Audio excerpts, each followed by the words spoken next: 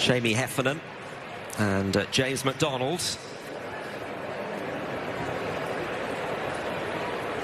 So 20 of them are in. There is Chief Mancaso.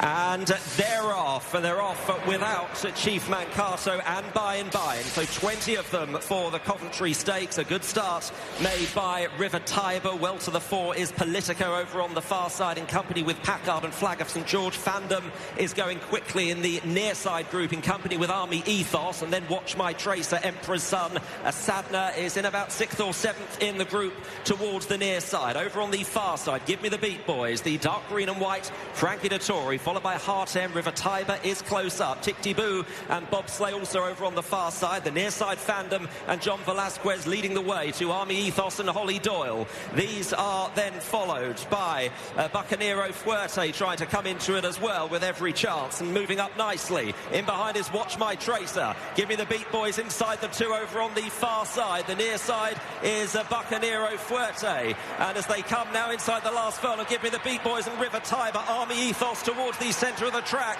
Give Me the Beat Boys with a narrow lead to River Tiber. Then Army Ethos, the near side. Give Me the Beat Boys. The near side is Army Ethos. They run close to the finish here. And as they do so, River Tiber has got to the front on the far side. The near side, Army Ethos. River Tiber to Army Ethos in the Coventry. Then Bucanero Fuerte, Give Me the Beat Boys. Heartem and Bobsleigh next.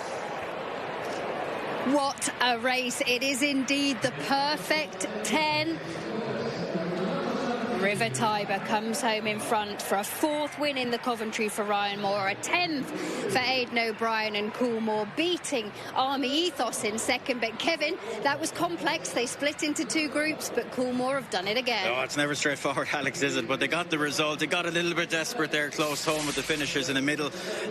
River Tiber was just left by himself a little bit. He followed Give Me the Beat Boys, who's run a belter, set a right pace all the way. But Ryan probably was wishing that Give Me the Beat Boys could have led him a little bit longer, because I suspect he got a little bit lonely by himself when he got there. They finished well. Like, the seconds run an absolute stormer. You'll just see, like, he came here once raced and you just see he was wobbling a little bit in front through greenness, but he's galloped onto the line and run an absolute stormer for Holly. He's going to be all the better for this experience, I think. But God, I didn't get no, look, you have to say the winner, like, he's going to get further. He's probably a 7 furlong horse right now. Like, he's put 2 lengths there and Give Me the Beat Boys in the final 100 yards. And a little bit desperate, but job done, confidence justified, and what a prospect this fella is. Yeah, Fred, your selection finished well in 3rd there, Bucanero Fuerte.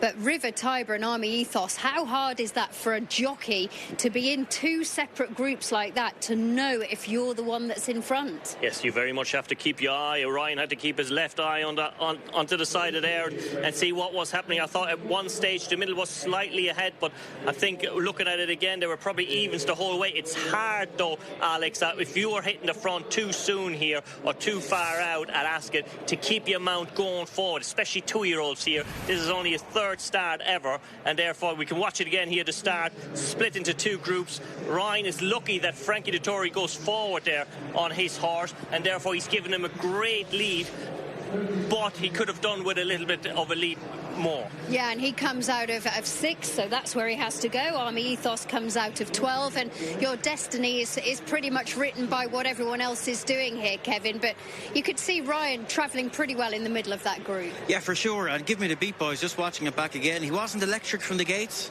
You know, he had to do a little bit of work to get to where he's got, and look, he's gone a proper pace the whole way. You know, he's a fast, hardy horse, and Ryan would have been thrilled to have him with him for so long, but it just got a little bit lonely late on, but he was good and strong through the line.